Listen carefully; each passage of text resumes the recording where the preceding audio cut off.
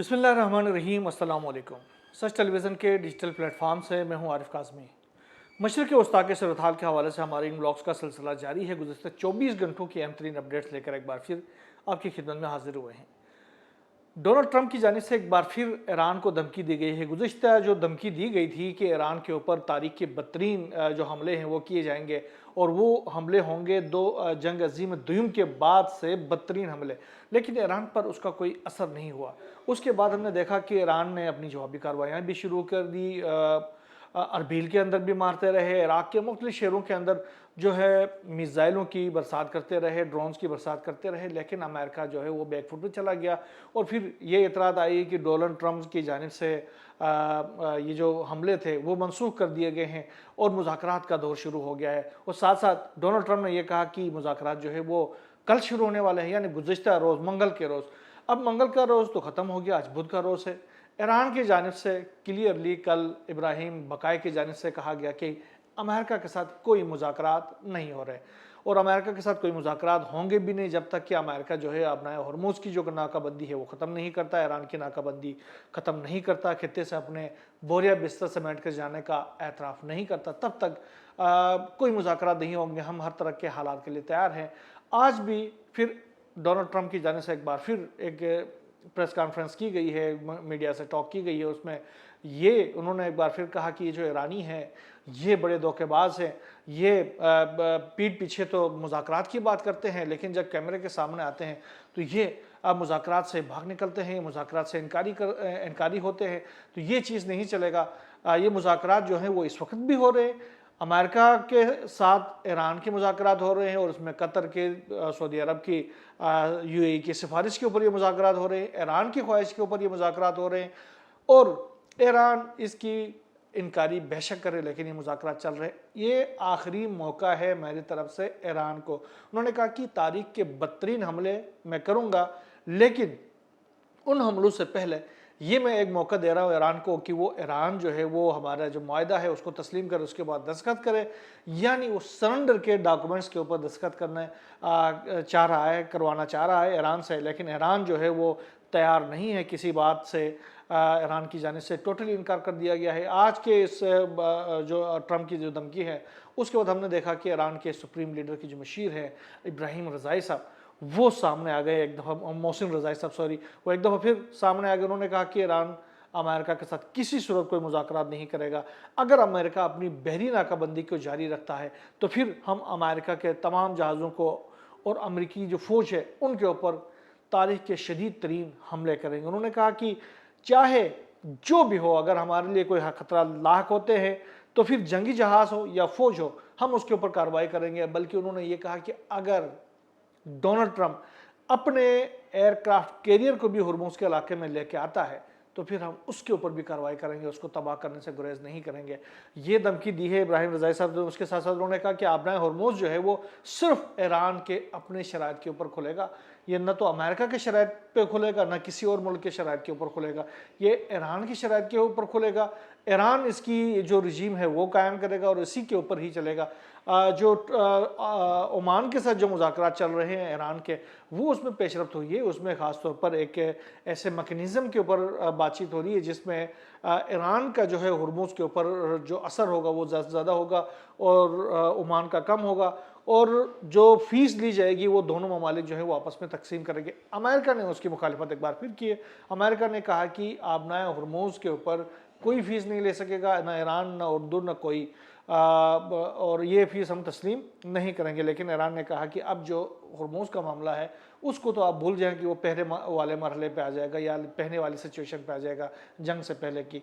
अब जो है इसमें नया अमेरिकी रजीम भी कायम हो जाएगा, इकोनॉमिक रजीम भी कायम हो जाएगा और हम इससे फ़ीस भी ले लेंगे। अगर अमेरिका इसको वागुजार करा सकता है तो फिर करा ले, आए अपने एयरक्राफ्ट कैरियर को लेके आए, अपने फोर्सेस को लेके आए। अभी ये इतलात हैं कि जो आबनाए हुर्मुज़ है उससे तकरीबन 200 और नॉटिकल माइल्स के करीब इनका जो एयरक्राफ्ट कैरियर है इब्राहिम लैंकन वहाँ पर मौजूद है। लेकिन ईरान ने कहा कि हम इसकी मुकम्मल तौर पर सर्विलेंस कर रहे हैं, उसको नज़र रखे हुए हैं, उसकी निगरानी कर रहे हैं।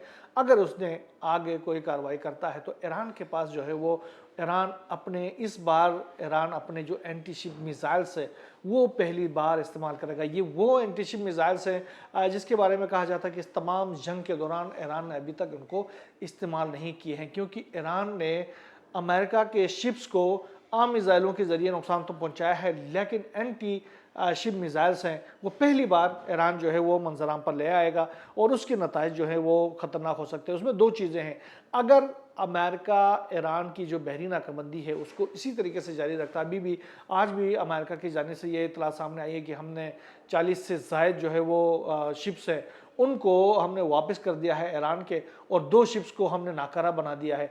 तो अगर ये जो नाकाबंदी है इसी तरह जारी रहती है तो आखिरकार ईरान मजबूर हो जाएगा कि वो एंटीशिप बैलिस्टिक मिसाइलों के ज़रिए चाहे वो इब्राहिम लिंकन हो या दीगर डिस्ट्रॉयर्स हो उनके ऊपर हमले करेगा, और उसके बाद इनमें तबाही आएगी। इनमें से कोई कुछ शिप्स जो है वो डूब सकते हैं। अगर वो शिप्स डूब जाएंगे तो उसके ऊपर मौजूद, उनके डेक्स पर मौजूद जो फोर्सेस है उनकी एक बहुत बड़ी तादाद जो है वो भी मारी जाएगी, जिसके बाद लाशें जब अमेरिका पहुंचेंगी तो लामाला ईरान के ऊपर हमले तो बहुत ज़्यादा किए जाएंगे, शदीद तरीन हमले किए जाएंगे, कोई लेथल किस्म का भी हमला होगा, लेकिन अमेरिका डिसइंटीग्रेट हो सकता है, अमेरिका के अंदर बड़ी तबाही आ सकती है। कुछ लाशें गई हैं तो अमेरिका के अंदर वावला मचा हुआ है, अगर बहुत ज़्यादा लाशें जाती हैं तो अमेरिका के अंदर बहुत बड़े पैमाने पर तबाही आ सकती है। ईरान वैसे भी ये चाह रहा कि इस जंग को प्रोलॉन्ग किया जा सके ताकि अमेरिका जो है वो डोनाल्ड ट्रंप खास तौर पर इस जंग के दलदल में ऐसे फंसे रहे कि वो आगे उसके लिए कुछ सुझाव न दे दे और आगे आने वाले जो मिड टर्म इंतखाबात है उसमें उनको बदतरीन शिकस्त का सामना हो। बहरहाल ये एक सूरत हाल है। इब्राहिम रज़ाई ने 2 बातें की है, एक तो यूक्रेन के हवाले से भी बात की। उन्होंने कहा कि यूक्रेन की जानिब से जो हमले किए गए थे मेडिटेरेनियन के अंदर ईरानी शिप के ऊपर, वो भी ट्रंप के कहने के ऊपर किया गया था। उसके बाद हमने यूक्रेन के अंदर 3 बड़े अहदाफ को लॉक कर दिया था और इन अहदाफ के ऊपर हम हमला करने वाले थे, लेकिन उससे पहले यूक्रेन ने हमसे माफ़ी मांग ली। उसके बाद हमने ये जो हमले हैं वो हमने अभी हाल्ट किए हुए हैं, रोके हुए हैं, लेकिन इस शिप को नुकसान पहुंचाने के जो मुआवजा है, हर्जाना है, वो जब अदा नहीं करेगा यूक्रेन तो हम उसके ऊपर बहुत बड़े पैमाने पर हमले करेंगे, उसको हर सूरत में कीमत चुकाना पड़ेगी। और अब ईरानी सदर ने भी उसी तरह की बात की। उन्होंने कहा कि हम जो है अपनी सरहदों का दिफा करेंगे, लेकिन हम जंग को वसअत नहीं देना चाहते, अपनी सरजमीन के दिफा के लिए भरपूर और ताकत के साथ मुकाबला करेंगे। ये जो है वो ईरान के सदर मसूद पज़ेश्कियान ने भी कहा, और साथ साथ उन्होंने अपने इस्तीफ़े के हवाले से जो मगरबी मीडिया में जो रूमर्स फैलाए जा रहे हैं उसके ऊपर भी कहा कि भाई अगर मुझे रिज़ाइन करना होगा तो मैं रिज़ाइन करूँगा, मेरे लिए कोई ऐसा इशू नहीं है, लेकिन मैं क्यों रिज़ाइन करूँ, मेरा कोई इशू नहीं है। मैं जो है वो अपनी फ़ौज, अपने मुल्क और अपनी काबिना और अपनी हुकूमत के साथ बिल्कुल इत्तेहाद के साथ हूँ, मुत्तफ़िक हूँ। तमाम मामला जो हैं वो हमारे इत्तिफाक राय से होते हैं और हमारी जो गवर्नमेंट है वो अपनी फोर्सेस के साथ डट कर खड़ी है, अपने कायद के साथ डट कर खड़ी है, लिहाजा मैं कोई रिज़ाइन नहीं करने वाला और मैं इनके साथ मुकाबला करूंगा और हम इस जंग को वसअत देना नहीं चाहते, लेकिन कोई भी मिस एडवेंचर किया जाएगा तो उसका बहुत ही फोर्सफुली जवाब दिया जाएगा। इसके साथ साथ अब्बास अरागची बहरहाल मुज़ाकरात के हवाले से पाकिस्तान की भी कोशिशें जारी हैं, कतर की भी कोशिश जारी हैं, दोस्त ममालिक की कोशिशें जारी हैं। तो ईरान के जो वज़ीर ख़ारजा हैं अब्बास अरागची साहब, उनको दावत दी है पाकिस्तान के नायब वज़ीर आज़म और वज़ीर ख़ारजा इसहाक़ डार साहब ने कि वो फर्स्ट अवेलेबल जो टाइम है उसमें पाकिस्तान का दौरा करें ताकि वो मशरिक़ वस्ता की सूरत हाल के ऊपर बात कर सके। और ये इम्कान ज़ाहिर किया जा रहा है कि अब्बास अरागची साहब जो है वो जल्द पाकिस्तान का दौरा करेंगे। इस वक्त वो अरबीन है, चूँकि चहलों में इमाम हुसैन अलैहिस्सलाम है तो वो करबला में मौजूद है। नजफ़ में वो लैंड कर गए थे, उसके बाद से नजफ़ में ज़ियारतें करने के बाद वो करबला पहुँचे हैं और उस दौरान उन्होंने ये भी कहा कि हम यहाँ पर करबला में सिर्फ इसलिए आते हैं कि हम इन शख्सियात से जो यहाँ पर मौजूद है उनसे हम ताकत भी हासिल करते हैं, हम क़ुव्वत भी हासिल करते हैं, हम डिसीजन मेकिंग भी हासिल करते हैं, उनसे फ़ैसला भी हासिल करते हैं और उसको बाद जब हम वापस जाते हैं तो उसको इम्प्लीमेंट करते हैं। तो आप अंदाज़ा कर सकते हैं कि जो इस्लाम के जो अकाबरीन हैं उनके साथ कितनी जुड़ी हुई है उनकी शख्सियत अब्बास अरागची की, लिहाजा वो इस वक्त जो है वो तमाम तर ख़तरात के बावजूद वो नजफ़ भी गए और नजफ़ से करबला वाक़ भी किया और इस वक्त करबला में मौजूद है। बहरहाल वो जल्द पाकिस्तान का दौरा करेंगे और इम्कान यही है कि मुज़ाकरात के हवाले से कोई अहम पेशरफ्त हो जाएगी, क्योंकि डोनाल्ड ट्रंप ने बहरहाल ये कहा है कि मुज़ाकरात इस वक्त जारी है। अगर ये मुज़ाकरात जारी हैं तो एक चीज़ है तय है कि जो इस्लामाबाद डिक्लेरेशन है वो इंतहाई जामा किस्म का मुज़ाकराती डिक्लेरेशन है। उसके ऊपर अगर मगरबी ताकतें या अमेरिका जो है वो इस पर अमल करता है मेनोन, तो मामलात बिल्कुल ठीक होने में कोई देर नहीं लगती है। बाकी जो यूरेनियम मसूदगी का मामला है, जोहरी प्रोग्राम का मामला है, तो ईरान ने पहले ही कहा हुआ है कि हम शरई तौर पर जो न्यूक्लियर बम है वो हासिल करने की मजाज नहीं है, लिहाजा हम उस तरफ कोई कोशिश भी नहीं कर रहे हैं। पर एक चीज़ हुई है, ओमान के करीब एक बार फिर एक शिप के ऊपर हमला हुआ है जिसमें नुकसान हुआ है। एक शख्स भी जो है वो क्रू का वो मारा गया है और ये शिप जो है वो नाकारा हो गई है। ये बड़ा हमला किया गया है। इसके अलावा कुवैत के ऊपर एक हमले के इतलात दी जा रही हैं, जिसमें ख़ास तौर पर जो शुमाली कुवैत के इलाका है उसमें अमरीकी जो बेस है कैंप ब्यूरिंग, उसके ऊपर कोई 3 ड्रोन्स के ज़रिए हमले की इतला सामने आ रही है। अब ये ड्रोन्स जो है वो ईरान की जानिब से हमला किए गए हैं, फायर किए गए हैं, या फिर ये कोई फाल्स फ्लैग ऑपरेशन है, इसके बारे में अभी तहकीकात जारी है। बहरहाल वहाँ से बड़े पैमाने पर धमाकों की आवाज़ें सुनी गई हैं और ये भी इतलात आई हैं कि इतने बड़े धमाके थे कि इनकी आवाज़ जो है वो इराक की सरहदों तक आवाज़ आई है, सुना गया है। अच्छा, ईरान के अंदर भी ये जो ईरान की जो इंडस्ट्रियल एरिया है उसमें एक धमाके की आवाज़ सुनी गई है। उसमें बड़े पैमाने पर जो स्मोक है वो उठता हुआ दिखाई दिया है।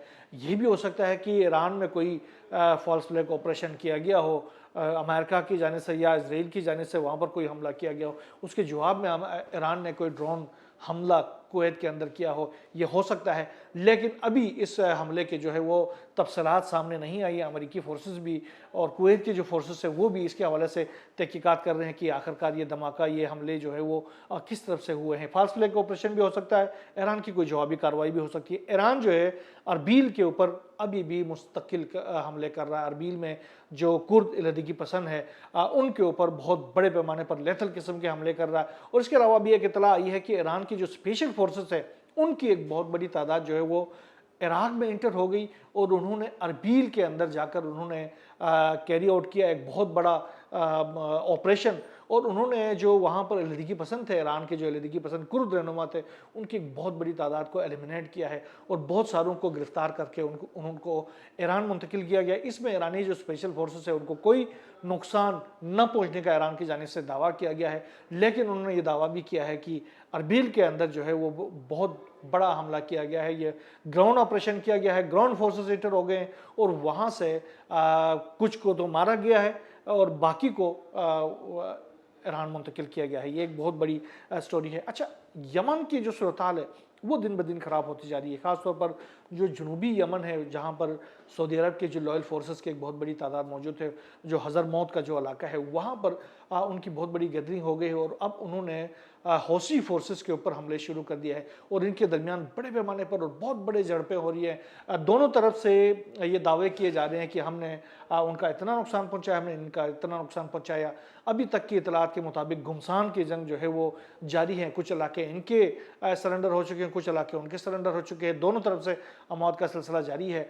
ऐसे में एक बड़ी कार्रवाई हौसी जो अंसारुल्लाह फोर्सेस है उनकी जानिब से सऊदी अरब के अंदर की गई है। सऊदी अरब का जो इलाका है नजरान, उसके एयरपोर्ट में हौसियों ने कहा कि वहाँ पर हमने एक हसास तरीन जो हदफ है उसको निशाना बनाया गया और ये इसलिए निशाना बनाया कि सऊदी अरब की जानिब से सना के जो एयर स्पेस है उसकी बार बार वायलेशन हो रही थी, जिसके नतीजे में हमने आखिरकार जवाबी कार्रवाई की है और नजरान के अंदर उस हदफ को, हसास तरीन हदफ को हमने निशाना बनाया। बहरहाल सूरत हाल जो है वो यमन की भी काफ़ी गंभीर है क्योंकि यमन ने सऊदीया की ब्लॉकेड किया हुआ है और ऐसे मौके पर और जो सऊदी लॉयल फोर्सेस है जनूबी लबन में यमन के अंदर, वो कोशिश कर रहे हैं कि किसी तरीके से हौसियों से सना को लिबरेट किया जा सके। देखते हैं आगे क्या सूरत हाल बनती है। जो भी नई डेवलपमेंट सामने आती रहेगी इंशाल्लाह हम आपसे शेयर करते रहेंगे। यहाँ बस रहें। अल्लाह हाफ़िज़।